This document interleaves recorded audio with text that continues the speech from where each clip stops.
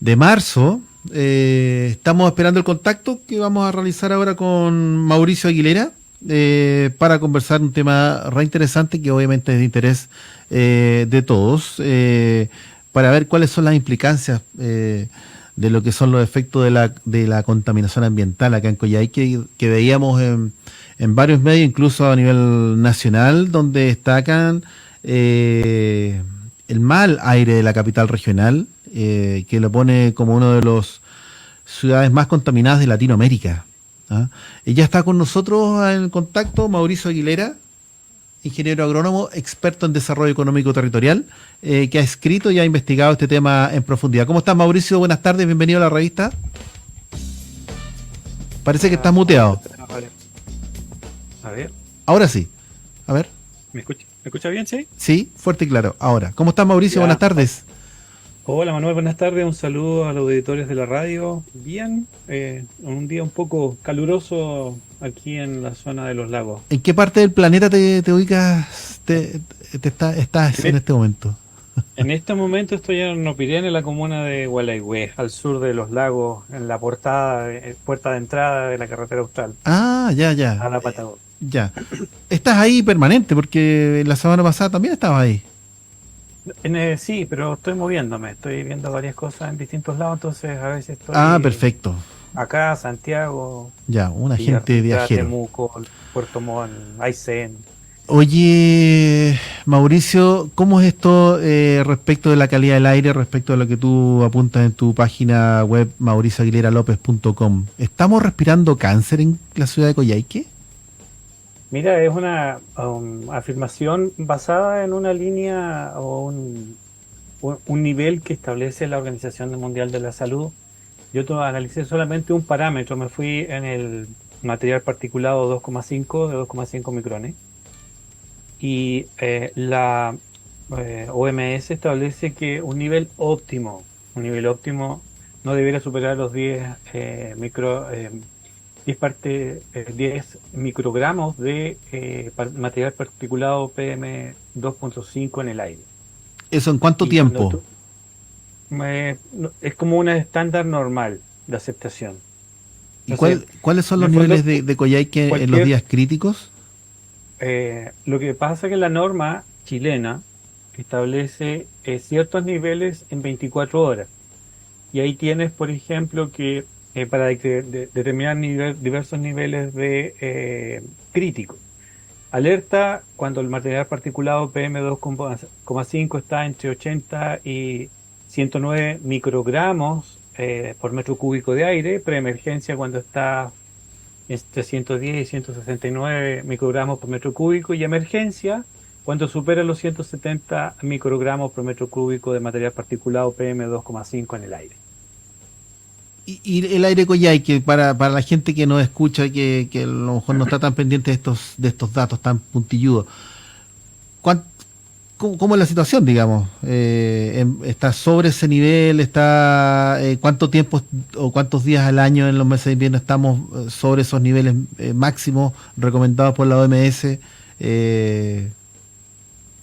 Mira, el análisis, lo que estaba revisando hasta ahora, tratando de un poco simplificar y poner el foco, eh, en la región, nosotros lo que está ocurriendo en términos generales es que tenemos entre eh, 40, 50 días en algún nivel que supera la norma nacional O sea, al eso es año, mucho. en promedio.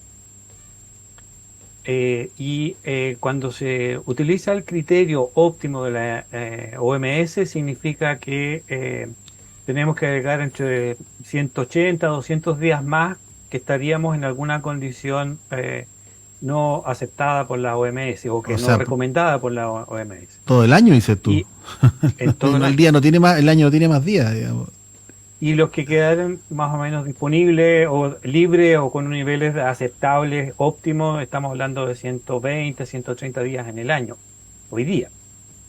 El tema es que Oye, mira, cuando tú estás espera un expuesto, poquito, porque tú haces un ejercicio bien científico y calculas el volumen de aire que nosotros inhalamos por cada respiración que hacemos.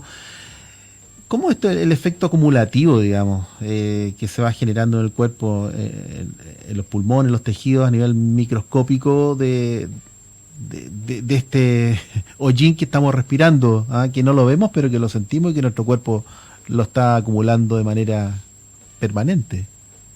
Y mira, lo interesante o lo específico del PM2,5, por sobre un poco lo que pasa con el de 10 micrones, es que este tiene la posibilidad no solamente de ingresar a los pulmones, sino que adicionalmente poder ingresar al torrente sanguíneo a través de los pulmones.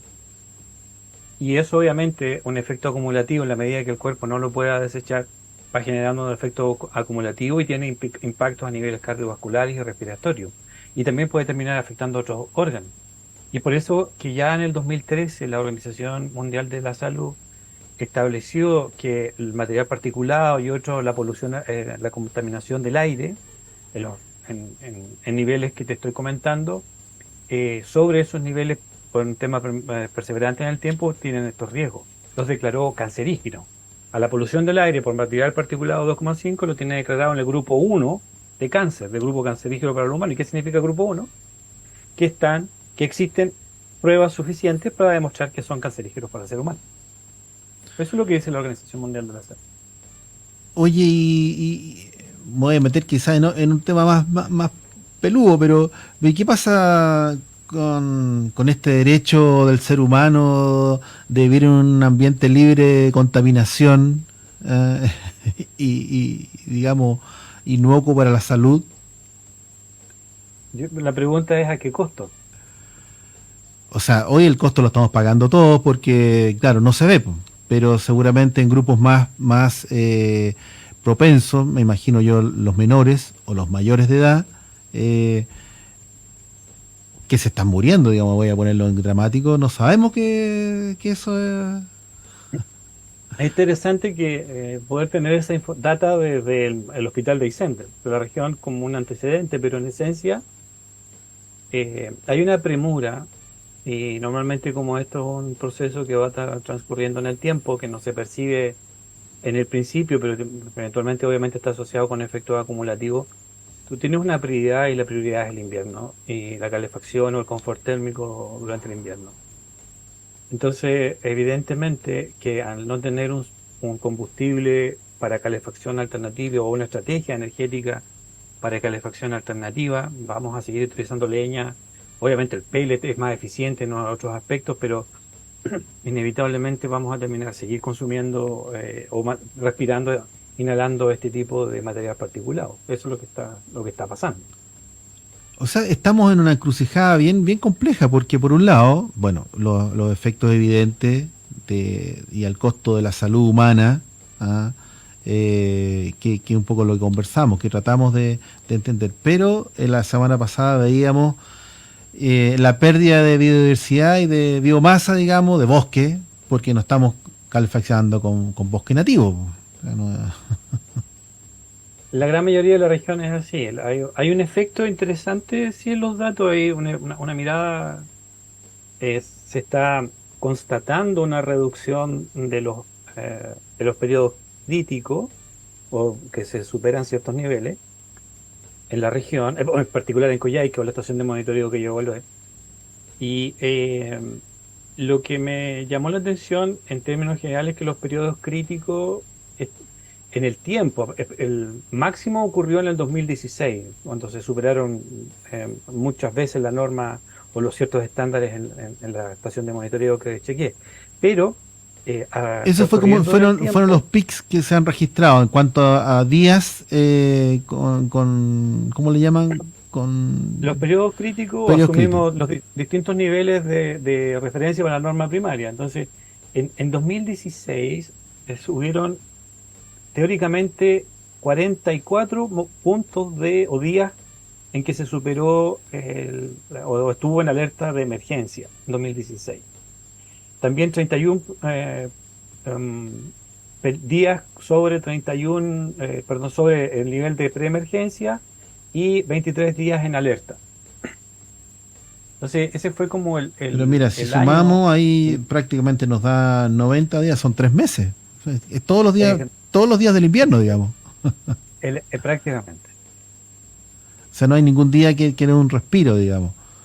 Exacto, estás Valga con la niveles que redundancia, digamos. superan la recomendación de la OMS en temas de respiración. Especialmente la gente que es como la estación donde se puede medir alrededor. Puede que en zonas más periféricas, obviamente, la concentración sea menor y haya matices, pero ese es el nivel, esa es la situación que está ocurriendo. Oye, y a partir de ese año 2016, ¿estos días empezaron a bajar en cuanto a números registrados? Comienza una reducción del número de días que presentan emergencias en particular, y después en términos generales en todos los niveles, los puntos críticos. Y lo otro que me llamó la atención es que eh, en el fondo cada nivel de concentración que tú ves, es decir, emergencia es un nivel de concentración alto, preemergencia intermedio, una alerta un poco más baja, cada uno está asociado con un nivel de temperatura del aire media de ese día. Entonces, si antes teníamos emergencias con temperaturas promedios de 3,5 o de 3 grados Celsius, hoy día se están teniendo emergencias cuando la temperatura está bajo cero, entre -1 o -2 grados Ya, Celsius en promedio. Entonces significa que en el fondo hay un momento en que ya estamos quemando más leña porque está más helado. hace más frío, Pero claro. hay algo que ocurrió en el medio, en ese periodo, que ha ido mejorando algunas condiciones térmicas, ya sea por acción pública, privada, pellet, normativa o también eventualmente algunos temas de cambio climático. Oye, ¿y están disponibles los datos, por ejemplo, del año pasado, 2023? Sí, están disponibles. El Y, tema es que son números que necesitas procesarlo y ahí es donde está eso es lo que cuesta llegar para poder no, pero entender el ya margen. en términos gruesos, por ejemplo, respecto a los datos que tú me diste del año 2016, por ejemplo, ¿cuántos días de emergencia hubieron el año pasado? El año pasado, desde el punto de vista de los datos, en emergencia hubieron 5 días de emergencia, desde el punto de vista de los datos. Ya, o sea, harto menos, un diez Hubieron por ciento, 16 de preemergencia y 16. 14 de alerta. Ya, o sea, hay una disminución evidente, siendo Es sustancial, sí, ya, significativa. Pero aún así, aún así, si consideramos la norma de la OMS, que es el óptimo, mantenemos 197 o 200 días que estamos en un rango que está sobre lo recomendado por la OMS, que, que 10 microgramos por metro cúbico, está muy por sobre el mínimo para declarar alerta, que son los 70, si no me equivoco. Espérame un poquito. Sí, 70 microgramos, 80 gramos o microgramos por metro cúbico. Ahí tú ya tienes que declarar alerta. Es, oye, eh, bueno, tú dices que esto hay que analizarlo, pero la disminución de los días de emergencia, de preemergencia, de alerta, la podríamos asociar a las medidas que se han tomado, que se han implementado, el recambio, el tema del mejoramiento térmico. eh, los datos están indicando de que hay un cambio. Los ya, números indican eso y se ve la cantidad de periodos y además porque en términos generales estos periodos de alerta están yendo a temperaturas más bajas. Antes teníamos alerta, preemergencia y emergencia cuando la temperatura media era de 2 o 3 grados Celsius en el aire. Hoy día para ya, llegar a esos niveles la temperatura media del día tiene que estar bajo cero. ya. O sea, Entonces, algo nos va hay, diciendo los datos, digamos. algo está diciendo. Lo que pasa es que de una u otra manera todavía seguimos estando expuestos a Por supuesto. concentraciones que siguen siendo no recomendables. Claro, oye, ya, así como para ir desmenuzando también, porque claro, de los 90 días que habían dentro de estos periodos de críticos, eh, prácticamente redujimos a un tercio, a un mes, independientemente de si es emergencia, preemergencia o alerta. Pero sin embargo, yo no sé ese dato que apareció en la prensa que es muy alerta mucho que Coyhaique sigue siendo la ciudad más contaminada de Latinoamérica, digamos. O sea, ¿eso está en referencia a los datos del año pasado o los del año 2016? Lo que pasa es que inevitablemente la revisión, eh, el nivel sigue siendo alto. en términos Es que es el generales. tema, o No, sea, bajamos pero seguimos es que- todavía con niveles es que, peligrosos. claro, el tema es que si tú lo analizas, realmente se bajó. Hay una reducción de los periodos críticos, pero la pregunta es, en términos generales, aún así se ha reducido a unos niveles que no sean riesgosos o que tengan menos impacto en la población. Entonces, es interesante tener una aproximación desde lo que ocurre con las enfermedades respiratorias en ciertos grupos de personas de Coyhaique, revisado a través de los datos de emergencia y en los hospitales, por ejemplo, hospitales, CEFAM, otras aristas, que es un poco más complejo de incorporarlo en la evaluación porque hay que tener los datos para poder Ya. procesarlo y contrastarlo. Entiendo que el programa de recambio de calefactor este año son 2.000 cupos, digamos. Son 2.000 estufas, combustiones lentas que van a salir, digamos. Pensando en que viene todo el tema administrativo, la implementación. El próximo año van a estar implementados, no van a alcanzar a estar este año, digamos. Pero eso debiese seguir en la línea de seguir disminuyendo los episodios críticos.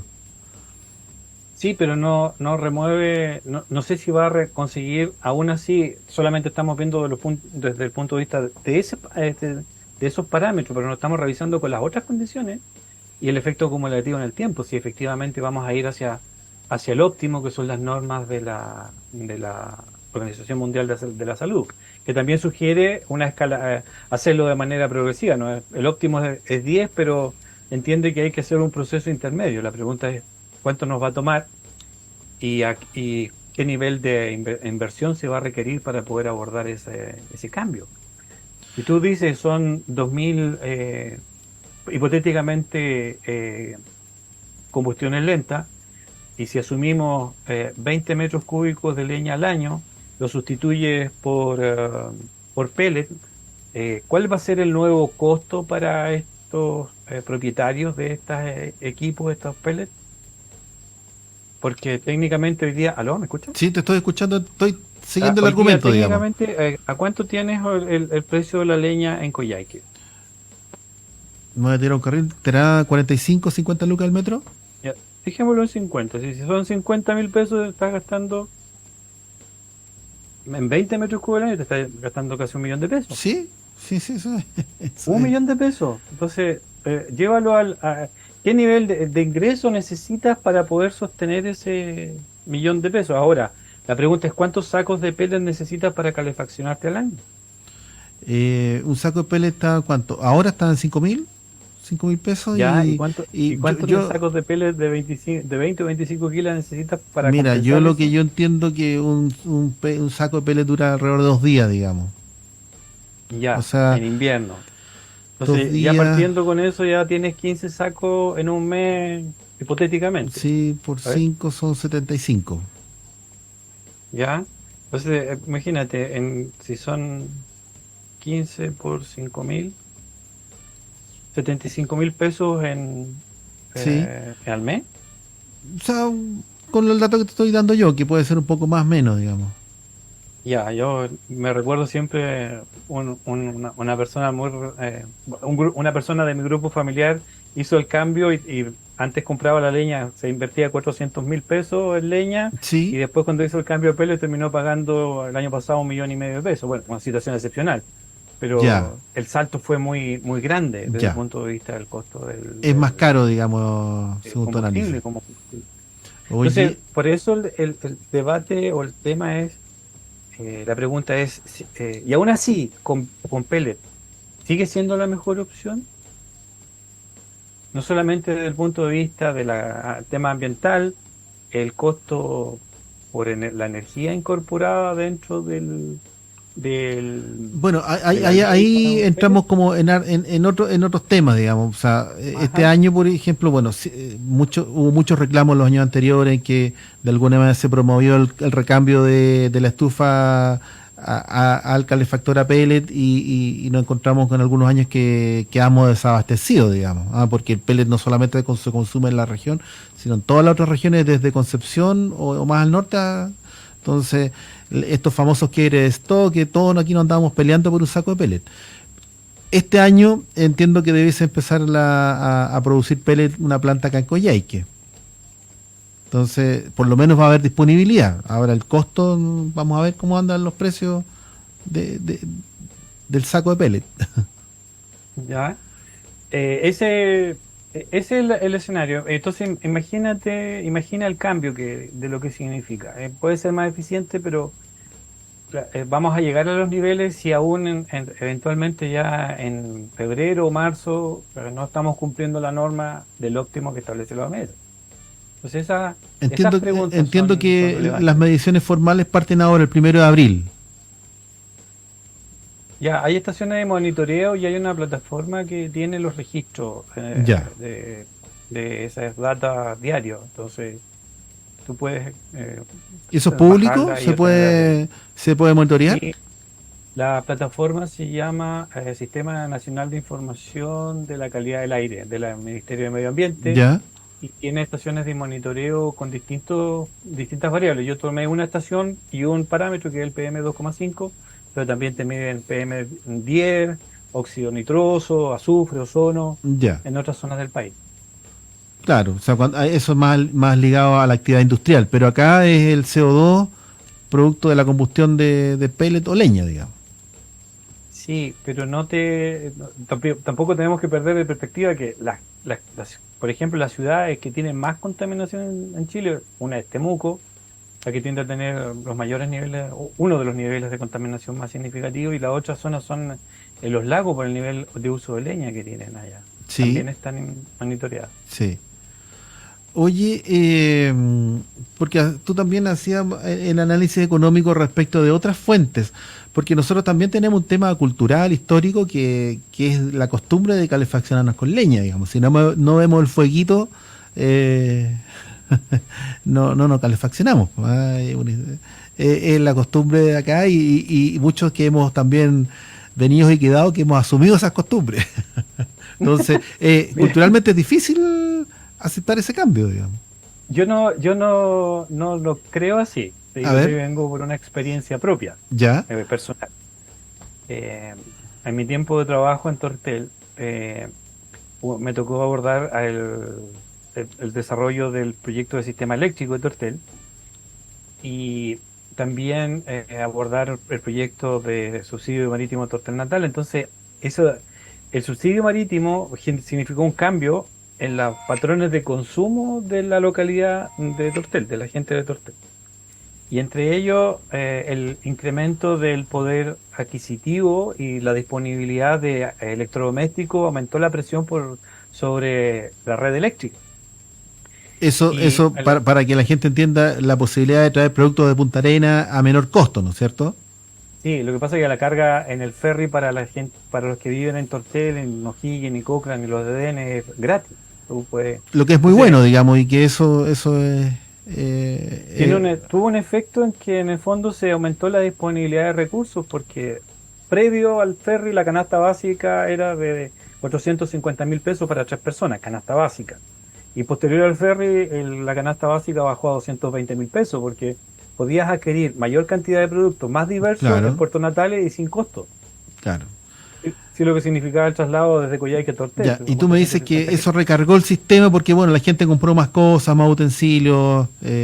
Sí, y también estaban utilizándolo para calefacción. ¿Por qué razón? Porque era increíble. Tortel, tú tienes distintos niveles, que la costa, área intermedia y la zona más alta, y suponte hipotéticamente el costo de la leña en el muelle era de, no sé, 20.000 pesos el metro cúbico. A media altura subía 10.000 pesos más porque tenías Hay que que hombrarla, dijo. hombrearla, y después si subías otro más ya era el doble, y además tenías que cortarla, trozarla y castillarla. Entonces, ¿qué es lo que ocurre? Que obviamente los que estaban más arriba, en las zonas más altas, si tenían la opción de calefaccionarse con eléctrico, ante el esfuerzo que significaba llevar la leña y usarla, y el costo que ello implicaba, y además tener acceso en el lugar que lo necesitaba, era alto. Y además yo lo he visto en otros lados, si he podido hacer la transición y entender que la opción full eléctrica para mí es la más razonable, Pero porque acá ah, en ¿sí? Coyhaique, nosotros, ahí el costo del kilowatt hora es el mismo que se paga en el norte. Estamos con una tarifa, es un poco más cara, pero estamos con una tarifa de equidad. Entonces, La ley de equidad tarifaria, digamos. La ley de equidad tarifaria hace que se transfieran recursos, se cobre más caro a los de la zona central y esos extras se pasan a los de la región. Pero pagamos lo mismo que en Santiago, por ejemplo. No, no se paga lo mismo. O sea, en Santiago un poco más caro, un poco más barato, perdón, 20, 30 pesos más barato por Ya. kilowatt. Ahora, pero en este momento es accesible pretender calefaccionar eléctricamente una casa, digamos, y con la mismo confort, digamos, y temperatura de versus una combustión lenta o una pellet. Mira, hay que revisar bien el tema del costo, porque en el fondo yo te planteé la semana pasada que el precio del kilowatt equivalente al precio del kilowatt leña es de 30 a 40 pesos. Tendría Ujú. que costarte el kilowatt de electricidad para calefacción utilizando el parámetro leña.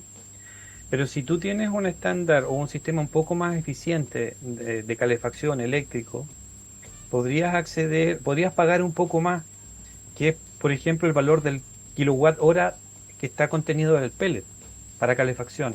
Y quizás un poco más que eso, a medida que es mucho más eficiente y puedes manejarlo de manera más programada o más inteligente. Podría funcionar de esa forma. Ya, se entiende. O sea, Evidentemente que eso se requiere significa, una gestión, digamos, de la temperatura interna y de la energía para que a la larga, bueno, tengamos una mejor combustión no sé si más barata, pero sí una mejor calidad de combustión, eventualmente, o de si te vas a full temperatura, digamos. electric, no vas a necesitar quemar leña, pero necesitas obviamente trabajar en la eficiencia térmica, aislamiento térmico y reducir tus pérdidas y el tema de la inteligencia de uso de esa energía.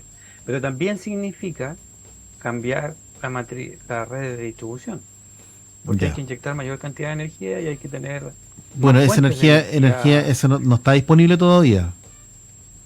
Es que ahí el tema central para mí está ahí. Que nosotros tenemos que abordar la situación de las redes de distribución y eso significa que las empresas eléctricas van a tener que invertir en sistemas de distribución y de transmisión de mayor tamaño o Y de de mayor diámetro para generación. poder llevar más, cambiar las redes eléctricas dentro de las casas, Porque Coyhaique precisamente. todavía tiene generación diésel. Y además que, que ese es otro elemento que pues, además es irracional. Es decir, eh, incorporamos, estamos trabajando con unos sistemas de generación que es diésel, teniendo la posibilidad de hacerlo con otros sistemas también.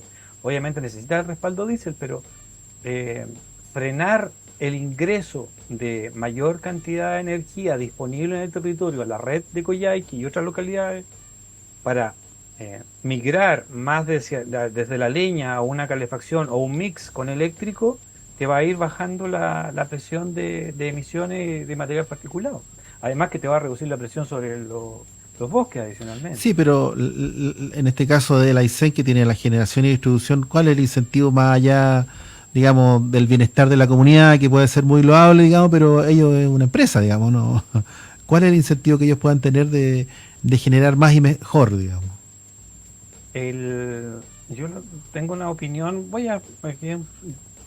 que un poco surge desde el trabajo y la revisión de haber estado en varias situaciones vinculadas a temas eléctricos. Y mi impresión es que eh, la empresa obviamente a este nivel no va a tener interés en invertir, porque significa inmovilizar capital por mucho tiempo.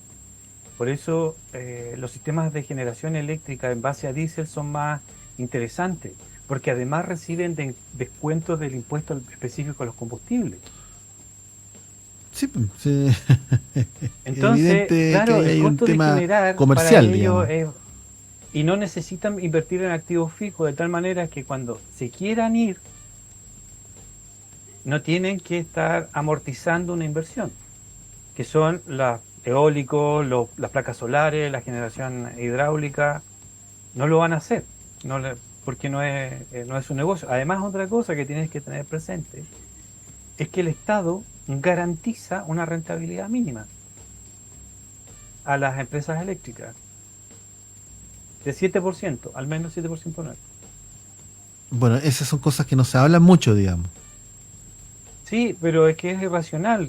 Mira, ¿por qué te digo que es irracional? Saesa, tú sabes, los dueños de Saesa son dos fondos de inversión canadienses. El Ontario Pension Plan, eh, que es en el fondo el fondo de pensiones de los profesores de Ontario, y el otro 50% está por un fondo de pensión de Alberta, que también son los fondos de pensiones de la gente de Alberta. Entonces, estos dos fondos de inversiones de pensiones invierten en Saesa para poder tener la energía eléctrica, y el Estado de Chile técnicamente les garantiza a los pensionados de Canadá una rentabilidad mínima del 7%. Eso lo podría hacer con los pensionados de Chile, el Estado. Bueno, Sí, ese es otro tema. Vamos a entrar es que también. cosa que imagine, que pienses cuál es el nivel de cotización, que imagínate, hipotéticamente, los aiceninos cotizamos, pudiéramos tener esa empresa y nosotros cotizamos en la empresa, hoy colocamos nuestros fondos de inversión en una empresa eléctrica como Saesa, pero con fondos de pensiones chilenos, de los de Aysén, que invierte en dos sistemas de generación eléctrico, incluyendo el full eléctrico. Mm. Es decir, tú vas a trabajar y vas a pagar una cuenta de luz que tú sabes que además te va a estar generando un ingreso garantizado por el Estado Pero sabes que para esas tu pensión. conversaciones parece que no caben, no están dentro de los ámbitos. No, Pero no. ¿cómo lo pueden hacer los canadienses y no nosotros? Oye, estamos en la hora. Yo creo que, como dicen en el truco, chicas sacan grande. Yo creo que vamos a seguir conversando la próxima semana. Yo creo que tenemos que darle otra vuelta a este tema, porque sí, pues se van sacando cosas que es necesario poner en la palestra, creo yo, digamos, en la discusión, ¿eh? Y sacar al pizarrón a varios. Creo que Aysén necesita tener esta discusión porque no es, se necesitan hacer cambios y hay que a veces poner los números, los temas en contexto para poder encontrar, salir un poco de la balanza de las situaciones que nos encontramos para explorar nuevas situaciones, porque nos vamos a enfrentar y estamos enfrentando situaciones que se van a ir complejizando en el tiempo. De todas maneras. Mauricio Aguilera, muchas gracias por esta conversación. Súper interesante, se nos pasó volando el tiempo, tenemos que ir a la pausa. Pero dejamos ahí el interés para la próxima semana, ¿te parece? Muchas gracias, Manuela, a los auditores, y nos vemos la próxima semana entonces. De todas maneras, muchas gracias, un abrazo. Un abrazo para ti. Que estés bien. Bien, ahí estábamos conversando de distintos temas con Mauricio Aguilera, perdón, es otro amigo también de la radio, de un tema tan importante que es la contaminación ambiental y las formas, cómo se tiene que o se podría enfrentar este tema. Vamos a la pausa y volvemos ya con la última parte del programa del día de hoy. Tenemos otra invitada al final, así que para que no se vaya.